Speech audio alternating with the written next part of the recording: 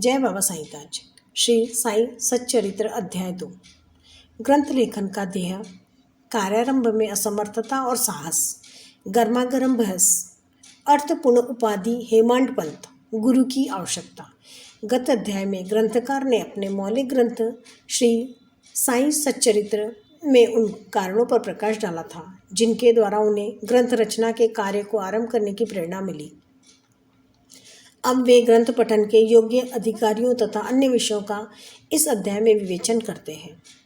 ग्रंथ लेखन का हेतु, किस प्रकार विषुचिका के रोग के प्रकोप को आटा पिसवाकर तथा उसको ग्राम के बाहर फेंक कर रोका तथा उसका उन्मूलन किया।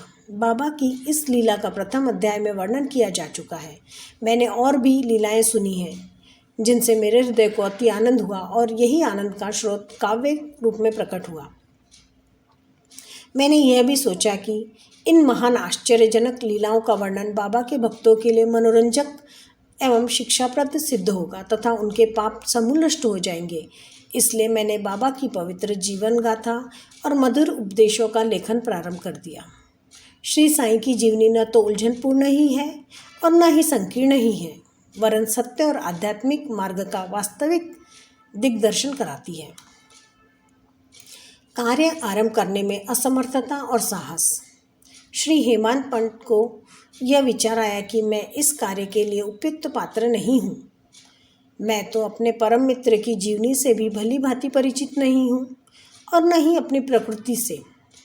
तब फिर मुझ जैसा मूढ़मती भला एक महान सत्पुरुष की जीवनी लिखने का दुस्साहस कैसे कर सकता है।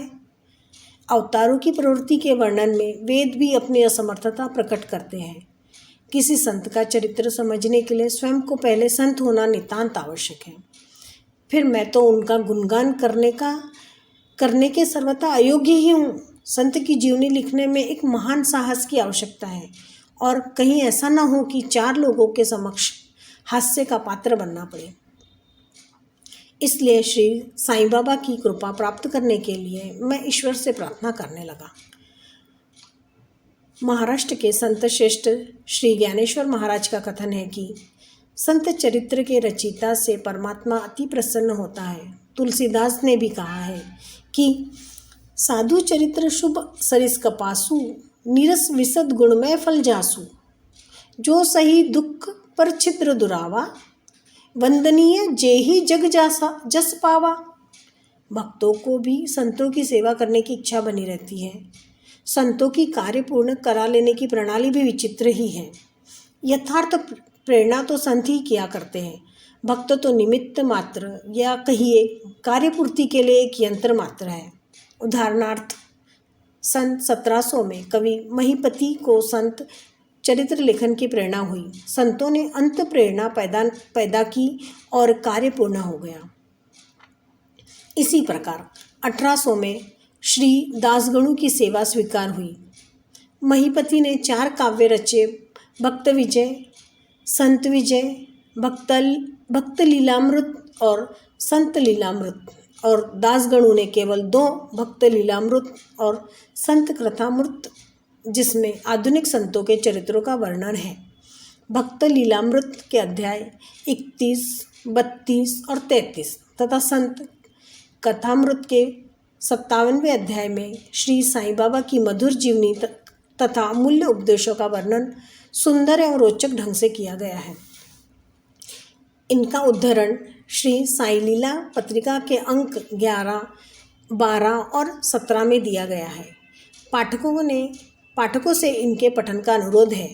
इसी प्रकार श्री साईं बाबा की अद्भुत लीलाओं का वर्णन एक बहुत सुंदर छोटी सी पुस्तिका श्री साईनाथ भजनमाला में किया गया है। इसकी रचना बांद्रा की श्रीमती सावित्रीबाई रघुनाथ तेंदुलकर ने की है। श्री दासगणु महाराज ने भी साईं बाबा पर कई मधुर कविताओं की रचना की है। एक और भक्त अमीदास भवानी मेहता ने भी बाबा की कुछ कथाओं को गुजराती में प्रकाशित किया है। साईं प्रवाह नामक पत्रिका में भी कुछ लीलाएं शिरडी के दक्षिणा भिक्षा संस्थान द्वारा प्रकाशित की गई हैं। अब प्रश्न यह उठता है कि जब साईनाथ महाराज के जीवन पर प्रकाश डालने वाला इतना साहित्य उपलब्ध है, फिर एक और ग्रंथ साईं सच्चरित्र रचने की आवश्यकता ही कहाँ पैदा होती है?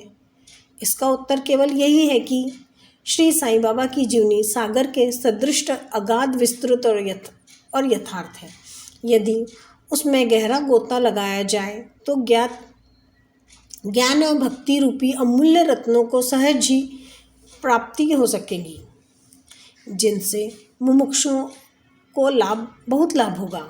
श्री साईं बाबा की जीवनी, उनके दृष्टांत एवं उपदेश महान आश्चर्य से परिपूर्ण है।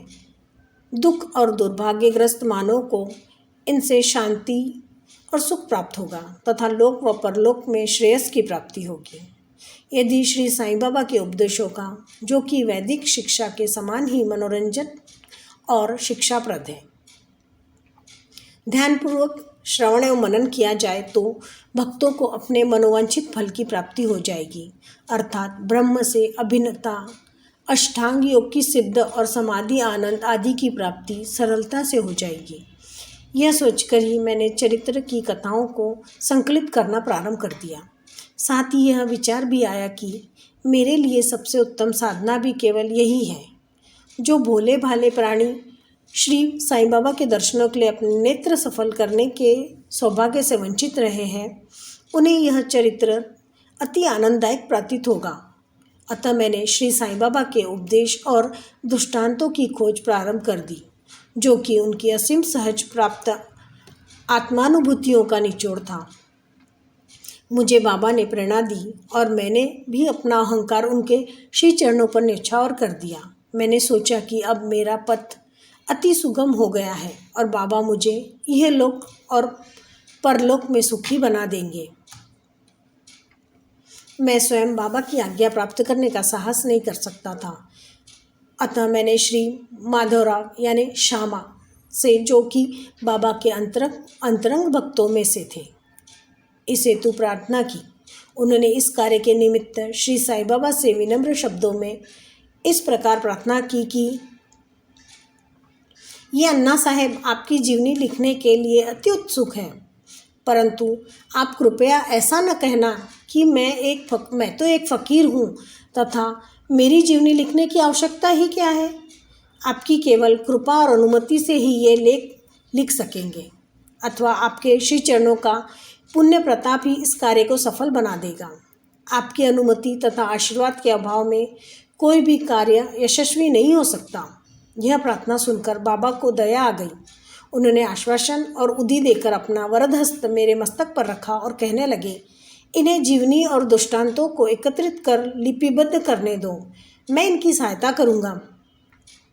मैं स्वयं ही अपनी जीवनी लिखकर भक्तों की इच्छा पूर्ण करूँगा, परंतु इनको अपना अहम त्याग कर मेरी शरण में आना चाहिए। जो अपने जीवन में इस प्रकार आचरण करता है, उसकी मैं अत्यधिक सहायता करता हूँ। मेरे जीवन कथाओं की बात तो सहज ही है, मैं तो इन्हें घर बैठे अनेक प्रकार से सहायता पहुँचाता हूँ। जब इनका अहम पूर्णतः नष्ट हो जाएगा और खोजने पर लेश मात्र भी न मिलेगा, तब मैं इनके अंतःकरण में प्रकट होकर स्वयं ही अपनी जीवनी लिखूँगा।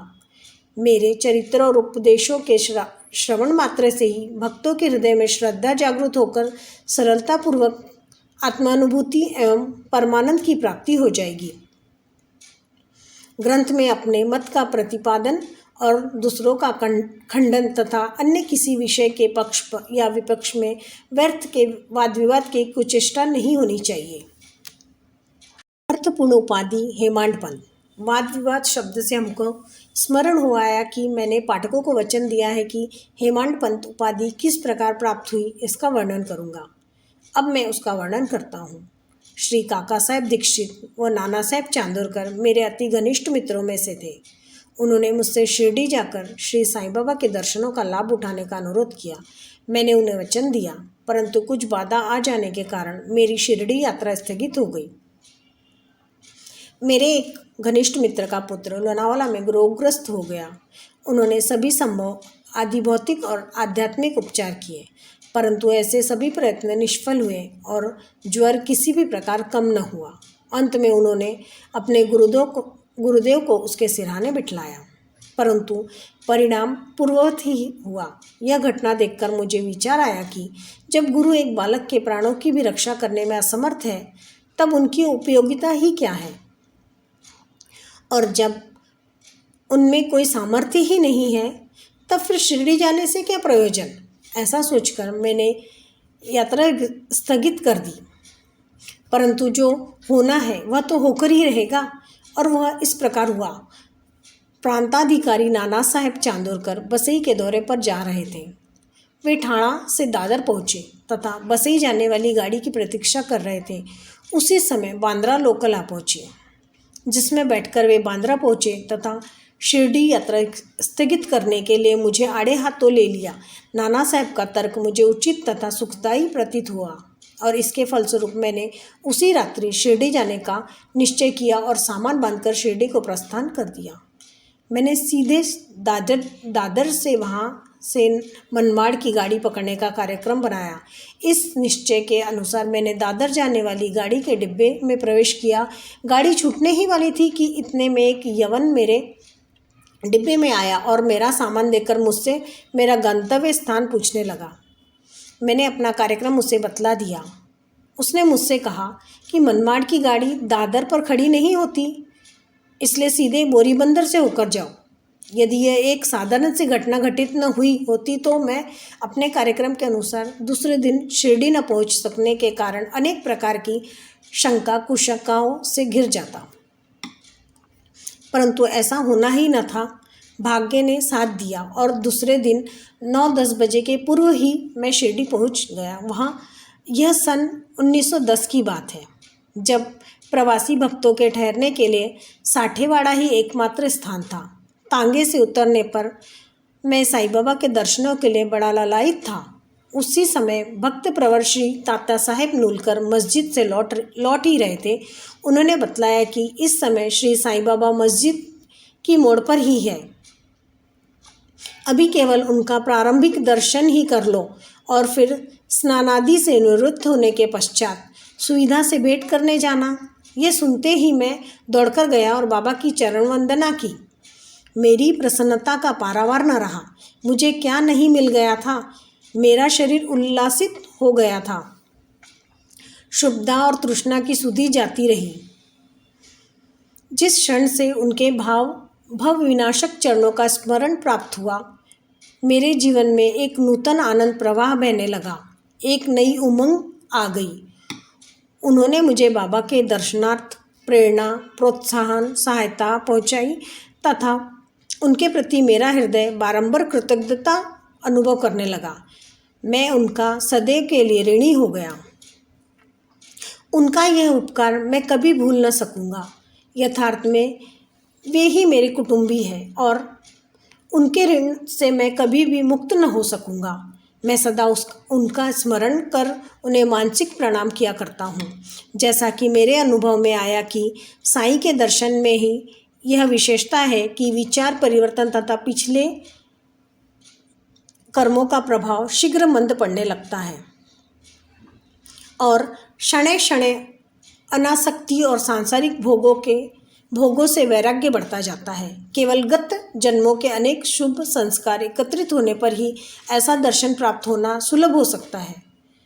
पाठकों, मैं आपसे शपथ पूर्वक कहता हूँ कि यदि आप श्री साईं बाबा को एक दृष्टि भरकर देख लेंगे तो आपको संपूर्ण विश्व ही साईमय दिखलाई पड़ेगा। गर्मागर्म बहस। शिरडी पहुंचने के प्रथम दिन ही बाला साहेब तथा मेरे बीच गुरु की आवश्यकता पर वाद विवाद छिड़ गया। मेरा मत था कि स्वतंत्रता त्याग कर पराधीन क्यों होना चाहिए तथा जब कर्म करना ही पड़ता है तब गुरु की आवश्यकता ही कहाँ रही। प्रत्येक को पूर्ण प्रयत्न स्वयं को आगे बढ़ाना चाहिए। गुरु शिष्य के लिए करता ही क्या है, यह तो सुख से निद्रा का आनंद लेता है। इस प्रकार मैंने स्वतंत्रता का पक्ष लिया और बाला साहेब ने प्रारब्ध का। उन्होंने कहा कि जो विधि लिखित है वह घटित होकर रहेगा। उसमें उच्च कोटि के महापुरुष भी असफल हो गए हैं। कहावत है, मेरे मन कुछ और है, विधाता के कुछ और। फिर परामर्श युक्त शब्दों में बोले, भाई साहब, ये निरी विद्वता छोड़ दो। यह अहंकार तुम्हारी कुछ भी सहायता न कर सकेगा। इस प्रकार दोनों पक्षों के खंडन मंडन में लगभग 1 घंटा व्यतीत हो गया और सदैव की भांति कोई निष्कर्ष न निकल सका। इसलिए तंग और विवश होकर विवाद स्थगित करना पड़ा। इसका परिणाम यह हुआ कि मेरी मानसिक शांति भंग हो गई और मुझे अनुभव हुआ कि जब तक घोर दैहिक बुद्धि और अहंकार न हो तब तक विवाद संभव नहीं। वस्तुतः यह अहंकार ही है विवाद की जड़। जब अन्य लोगों के साथ मैं मस्जिद गया तब बाबा ने काका साहब को संबोधित कर प्रश्न किया कि साठेवाड़े में क्या चल रहा था रे? किस विषय में विवाद था? फिर मेरी और दृष्टिपात कर बोले, इन हेमांड पंत ने क्या कहा? यह शब्द सुनकर मुझे अधिक अचंभा हुआ। साठेवाड़ा और मस्जिद में पर्याप्त अंतर था। सर्वज्ञ या अंतर्यामी हुए बिना बाबा को विवाद का ज्ञान कैसे हो सकता था? मैं सोचने लगा कि बाबा हेमांड पंत के नाम से मुझे क्यों संबोधित करते हैं। यह शब्द तो हेमाद्री पंत का अपभ्रंश है। हेमाद्री पंत देवगिरी के यादव राजवंशी महाराजा महादेव और रामदेव के विख्यात मंत्री थे। वे उच्च कोटि के विद्वान, उत्तम प्रकृति के चतुर्वर्ग चिंतामणि और राज प्रशस्ति जैसे उत्तम काव्य के रचयिता थे। उन्होंने ही हिसाब किताब रखने की नवीन प्रणाली का आविष्कार किया था और बही खाते की पद्धति को जन्म दिया था। और कहाँ मैं इसके विपरीत एक अज्ञानी, मूर्ख और मंदमती हूँ। अतः मेरी समझ में यह न आ सका कि मुझे इस विशेष उपाधि से विभूषित करने का क्या तात्पर्य है। गहन विचार करने पर मैं इस निष्कर्ष पर पहुंचा कि मेरे अहंकार को चूर्ण करने के लिए ही बाबा ने इस अस्त्र का प्रयोग नहीं किया है, ताकि मैं भविष्य में सदैव के लिए निराभिमानी एवं विनम्र हो जाऊं, अथवा कहीं यह मेरे वाक्य चातुर्य के उपलक्ष्य में मेरी प्रशंसा तो नहीं है। भविष्य पर दृष्टिपात करने से प्रतीत होता है कि बाबा के द्वारा हेमांड पंत की उपाधि से विभूषित करना कितना अर्थपूर्ण और भविष्य गोचर था। सर्वविदित है कि कालांतर में दाम्बोलकर ने श्री साईं बाबा संस्थान का प्रबंधन कितने सुचारू एवं विद्वतापूर्ण ढंग से किया था। हिसाब किताब आदि कितने उत्तम प्रकार से रखे तथा साथ ही साथ महाकाव्य साईं सच्चरित्र का रचना भी की। इस ग्रंथ में महत्वपूर्ण और आध्यात्मिक विषयों जैसे ज्ञान, भक्ति, वैराग्य, शरणागति व आत्मनिवेदन आदि का समावेश है। गुरु की आवश्यकता। इस विषय में बाबा ने क्या उद्गार प्रकट किए, इस पर हेमांड पंत द्वारा लिखित कोई लेख या स्मृति पत्र प्राप्त नहीं है, परंतु काका साहेब दीक्षित ने इस विषय पर उनके लेख प्रकाशित किए हैं। बाबा से भेंट करने के दूसरे दिन हेमांड पंत और काका साहब ने मस्जिद में जाकर घर लौटने की अनुमति मांगी। बाबा ने स्वीकृति दे दी। किसी ने प्रश्न किया, बाबा कहाँ जाए? उत्तर मिला, ऊपर जाओ। प्रश्न, मार्ग कैसा है? बाबा, अनेक पंथ है, यहाँ से एक मार्ग है, परंतु यह मार्ग दुर्गम है तथा सिंह और भेड़िए भी मिलते हैं। काका साहब, यदि पथ प्रदर्शक भी साथ हो तो? बाबा, तब कोई कष्ट न होगा।